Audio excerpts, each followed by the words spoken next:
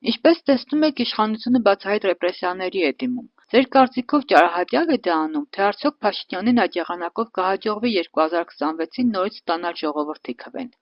Ինքը երևի մտածում է, որ ինչ որտեղ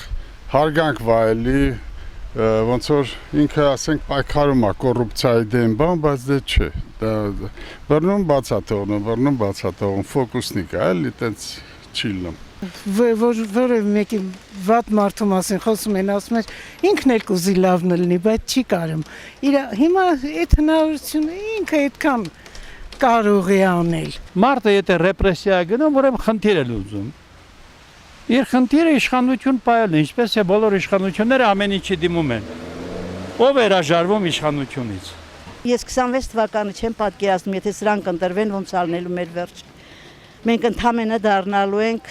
ոնց որ Արցախը հանձնեցին, նույնն էլ էս ալնելու։ Հիմա Սյունիքը կամանց ուզում են վաճառեն։ Մենք նույն Արցախի ճակատագրին ենք արժանանալու, եթե մնաց այս իշխանությունը։ Երկրի ղեկավարը կամ հեծանիվ է քշում, կամ սիրտիկներ է ուղարկում, կամ ուդարնիկ է նվագում, դա երկրի ղեկավարի արած գործ է, գնում է ուրիշտեղ քծվում Ալիևի համար կոֆե այփում, իսկ մեր բանտերը լցրել է, ինչքան քաղբանտարկյալ ունենք, մեր եկեղեցականներին, քաղբանտարկյալներով լցված են մեր բանտերը։